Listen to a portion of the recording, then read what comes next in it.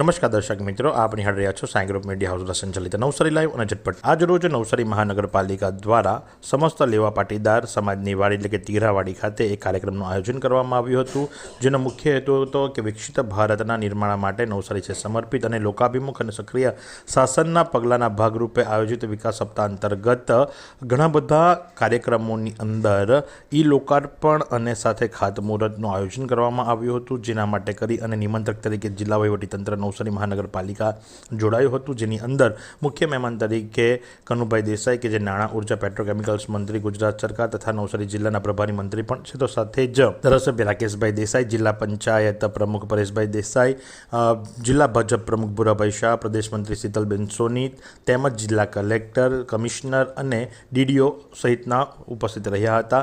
સૌપ્રથમ કનુભાઈ દેસાઈ આમ તો એમના નિયત કાર્યક્રમ મુજબ વંદે ભારત મારફતે નવસારી રેલવે સ્ટેશન આવવાના હતા, પણ ત્યારબાદ કાર્યક્રમ બદલાયો અને કાર્યક્રમ બદલાવાના કારણે તેઓ બાય રોડ આવ્યા હતા અને સૌપ્રથમ સર્કિટ હાઉસ ખાતે આવી અને બધા અધિકારીઓની સાથે 15 મિનિટની સમીક્ષા બેઠક લીધી હતી। ત્યારબાદ તેઓ ટાટા તળાવ કે જ્યાં નવો લાઇટ અને સાઉન્ડ શો શરૂ કરવામાં આવ્યો છે તેનું લોકાર્પણ કરવામાં આવ્યું। ત્યારબાદ આશાનગરનું સર્કલ પ્રમાણ હોસ્પિટલ પાસે આવ્યું છે કે જેને કેન્દ્રીય જળશક્તિ મંત્રી CR પાટીલની થીમ કેચ ધ રેન અંતર્ગત સર્કલ બનાવવામાં આવ્યું, ત્યાં જઈ તેનું ઉદ્ઘાટન કરવામાં આવ્યું। ત્યારબાદ ટીઘરાવાડી ખાતે જઈને બાકીના કાર્યક્રમોને ઓપ આપ્યો હતો। વાત જો કરવામાં આવે તો નવસારી મહાનગરપાલિકા દ્વારા ટાટા તળાવ ખાતે મ્યુઝિકલ ફાઉન્ટેન બનાવવાની કામગીરી જે 4 કરોડ 22 લાખ રૂપિયાના ખર્ચે કરવામાં આવી, એટલે પહેલાં એક દોડો હાથી બનાવ્યો, એ દોડો હાથી નહીં ચાલ્યો માટે કરી અને ફરી એને વિકસાવવામાં આવ્યો, જેની અંદર 4.22 જી હા એટલે કે 4 કરોડ 22 લાખ રૂપિયાનો ખર્ચ કરવામાં આવ્યો। નવસારી મહાનગરપાલિકા વિસ્તારની અંદર 20 સ્માર્ટ આંગણવાડી બનાવવામાં આવી, જેની અંદર 1.21 કરોડનો ખર્ચો કરવામાં આવ્યો।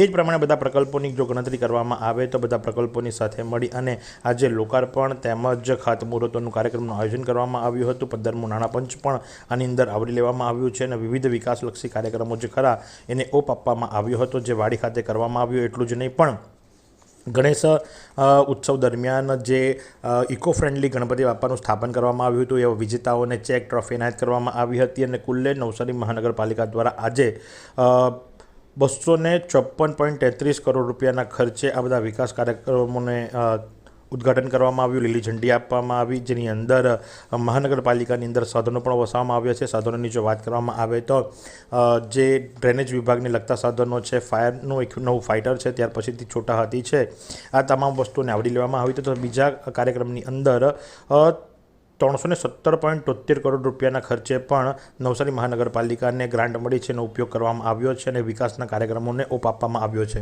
આખા કાર્યક્રમની અંદર અધ્યક્ષ સ્થાને બિરાજતા કનુભાઈ દેસાઈને જ્યારે ડાન્સિંગ ફુવારા ખાતે પૂછવામાં આવ્યું તો એમણે શું જણાવ્યું, ચાલો આપણે સાંભળીએ।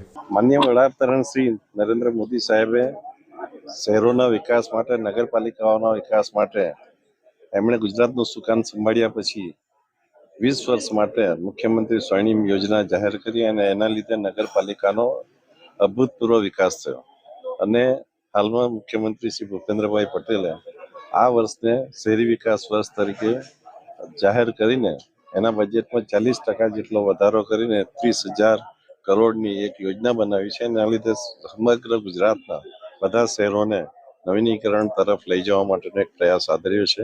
આજે શહેરી વિકાસના અનેક કામોનું મુખ્યમંત્રીશ્રીના હસ્તે મહાત્મા મંદિરથી લોકાર્પણ થવાનું છે, ત્યારે આપણે આ નવસારી નગરપાલિકાના ગાર્ડનનું રિનોવેશન, તળાવનું રિનોવેશન અને બીજા ઘણા બધા કામોનું આજે ખાતમુહૂર્ત અને લોકાર્પણ થવાનું છે।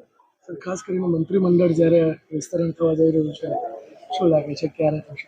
મંત્રીમંડળ તો શીર્ષ નેતૃત્વ જે નક્કી કરે ત્યારે થતું હોય છે અને ગુજરાતના વિકાસ માટે યોગ્ય નિર્ણય કરવામાં આવશે। તો સાથે જ કનુભાઈ દેસાઈને મંત્રી મંડળના વિસ્તરણ બાબતે જ્યારે પૂછવામાં આવ્યું, તમે સાંભળ્યું એ મુજબ હસીને જવાબ આપી દીધો કે ભાઈ એ તો શીર્ષ નેતૃત્વ જે નક્કી કરશે એ થશે, અને હસતા હસતા મોઢે જવાબ આપી દીધો।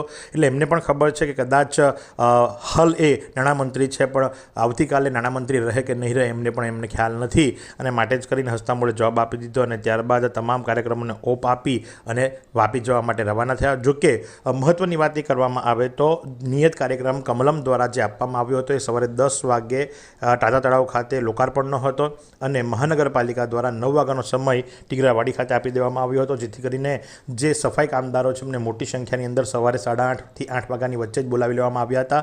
કાર્યક્રમ 12:30 વાગે પૂર્ણ થતાં ઘણા લોકો અકળાયા હતા અને ખુરશી છોડી અને ચાલવા પણ માંડ્યા હતા. પોલીસે એમને સાંત્વના આપીને બેસાડવાની પણ ફરજ બની હતી. જોકે કાર્યક્રમ ખૂબ લાંબો ચાલ્યો હતો, જેના કારણે લઈ અને નેતાઓ પણ કંટાળી ચૂક્યા હતા. તો આ જ પ્રમાણે આવા નવા સમાચારો માટે આપ નિહાળતા રહો નવસારી લાઈવ અને ઝટપટ ન્યૂઝ.